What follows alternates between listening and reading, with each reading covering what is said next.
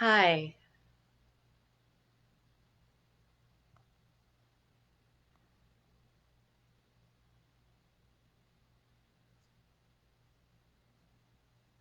Hi, my name is Julie Meyerowitz. Thank you for joining me tonight I'm going to be discussing the topic, why aren't you getting what you want from your autism treatment? So I am coming to this topic after 12 years of experience as a speech language pathologist, which is the same as a speech therapist, which is what we're more commonly called. And at the beginning of my training 12 years ago, I also trained in ABA. And that's a lot of what I was doing for the treatment of autism that was coming up on my caseload from time to time from the very beginning until I eventually had a change of heart and started to do things a little bit differently. And one day I was told by a colleague, I was co-treating with an ABA therapist. She saw what I was doing and she said, "You're doing RDI." And I said to her, "What's RDI?" And so the answer to that question is a lot of what we're going to be talking about tonight. So thank you so much for joining me tonight. Again, I'm Julie Meyerowitz from Hear My Words RDI, and I would love if you would just share with me where you're joining me from tonight. Thank you so much. So um, I am going to tell a little bit about the history of my thought process on this topic. So, like I was saying, I graduated from with a master's degree in speech language pathology back in 2008. And I remember when I was in graduate school, I kept hearing the word autism. And I have some members of my family that are on the spectrum, and I had heard the word in popular culture. And one of the things that I noticed about autism is that it often looked different. And we were told in our classes that we would be treating autism. So one day, I think it was already in my second year, that I got up the nerve to ask, "So you guys keep saying this word." I'm reminding of Princess Bride. You keep saying this word. What is autism?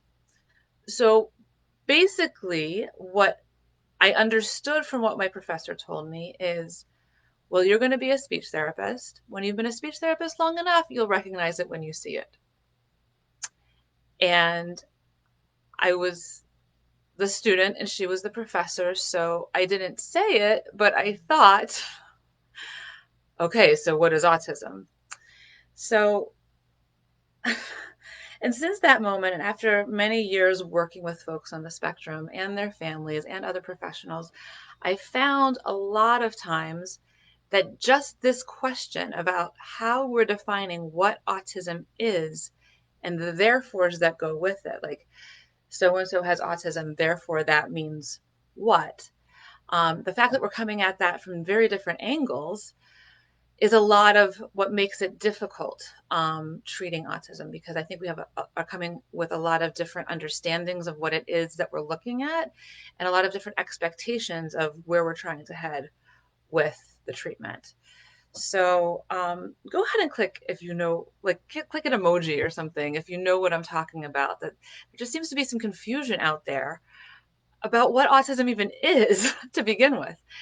And actually, just to play a little bit of a game for a minute, I think it would be kind of fun if everybody would just share um, what do you think autism is? What is your definition of autism? I'm putting together a series of interviews, and that's actually one of my questions that I ask everybody. What is your definition of autism?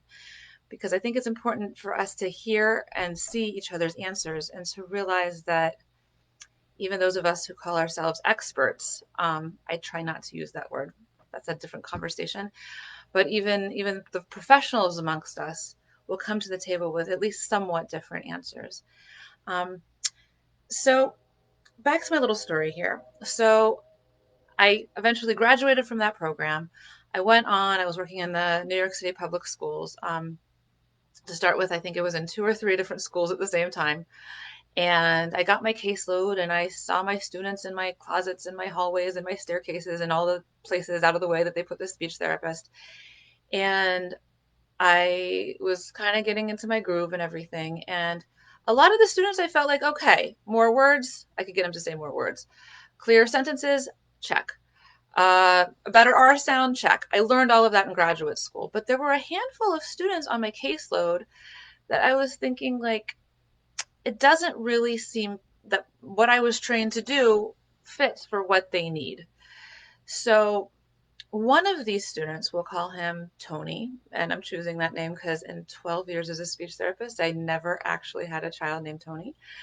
Um, so Tony was one of these kids that just baffled me because I had my IEP goals for him and I was going, once a week, twice a week, I don't remember what his mandate was, spending my time with him and looking at his goals, which might have been longer sentences, more words, whatever his goals were, and thinking, like, this kid can talk. He's very verbal. He's very smart. He's getting good grades. What's the issue? So a few months pass, and I'm noticing more things about Tony. I noticed about Tony that whatever group I put him in, eventually he's going to have a fight at some point during the session with somebody else in the group because of some misunderstanding. Another thing I noticed about Tony is that whenever I changed the schedule, he would argue with me, which was a challenge because I was a brand new speech therapist and I was letting the teachers control the schedule and constantly changing my schedule. I had not yet learned to stabilize that. So Tony was a cool kid. I loved hanging out with him. He had clearly a lot of strengths, but I was not able to see honestly what the need was. But because it was my first year, I was a little scared to speak up about that. Until one day, I'm making photocopies in the teacher's lounge, and behind me, there are a couple of teachers talking, math teachers. It was a small school. We all knew each other really well. And I'm making my copies, and one of the teachers I realize is a teacher that's a couple of years ahead of Tony. And they're talking about nothing in particular, and Tony's name comes up. And this math teacher, who had never had him as a student, all of a sudden says, Tony, he is so good at math. And I stopped dead in my tracks. And I was like, oh. And it all seemed to come together. I then had a picture in my head from all of these little pieces and bits of information that I had heard and read and talked about in graduate school about what is autism that never really made sense. I figured out that's what's going on with Tony. At that point, I think he was in 6th or 7th grade. He didn't have a diagnosis. And a lot of times people go through their entire lives without diagnoses. But then it gelled and it all came together for me. And you know what? Why don't you go ahead and hit him an emoji, or maybe make a little comment of that, recalling that first moment when you saw autism and got what it was.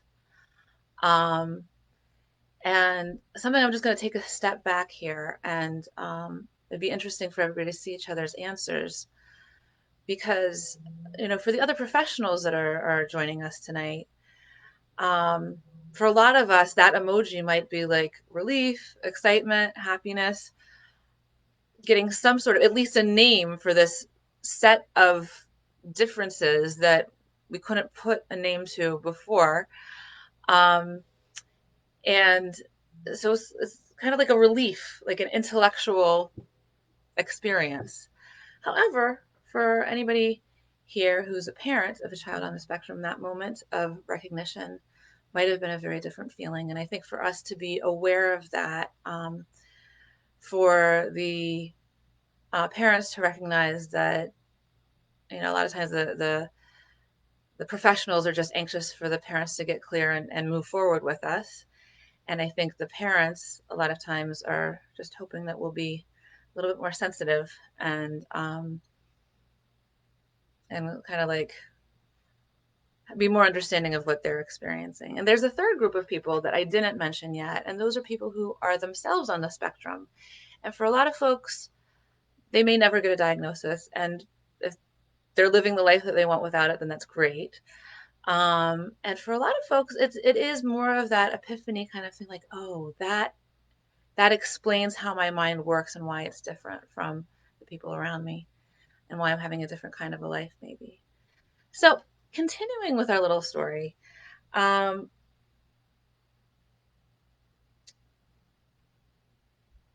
um, so what I did with Tony, and it actually helped me to recognize what was going on with the other members of his group, because I did put him in a group with like the kids that I couldn't figure out up until that point. I was able to see is sort of like he gave me a window into what was going on with these other students as well.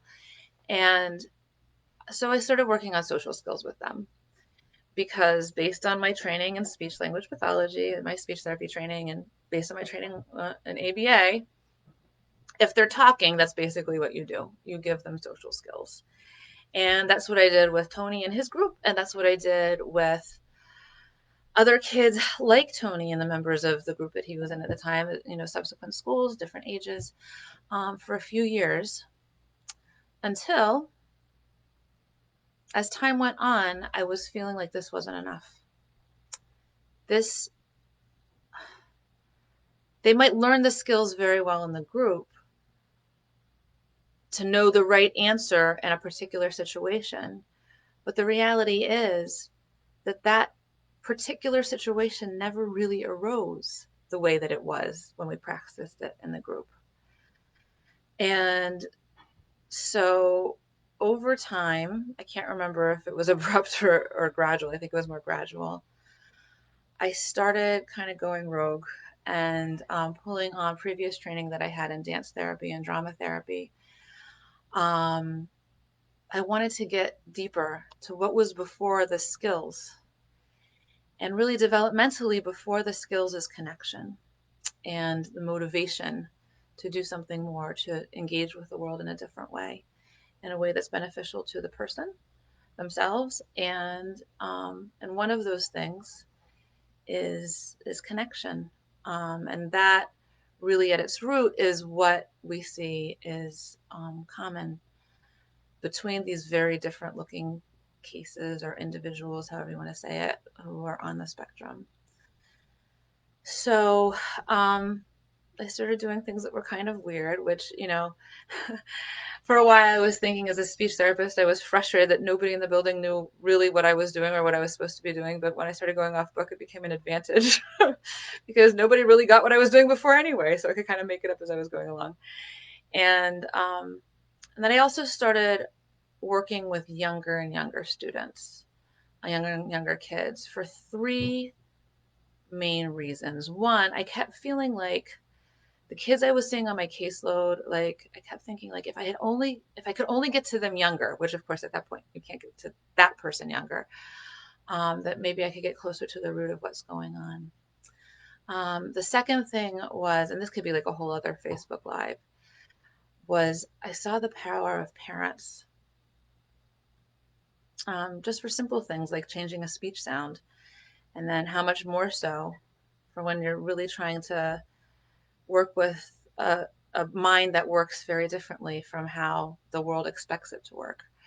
Um, and then the third, very related to the second, it was this realization that to make the shifts that folks need, it requires a lot more time than the half hour or even the 2 half hours or 2 hours a week that a child is with their therapist. So I started going rogue. And I started doing exercises from drama therapy and dance therapy that I had learned previously and in theater growing up.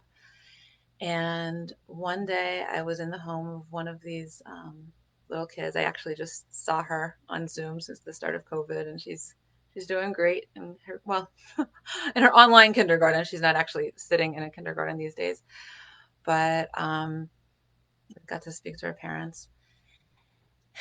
And so I was at this home, and at this time she was not yet 3 and not yet diagnosed. And I was co-treating with the ABA therapist. And this is the moment she said, "You're doing RDI."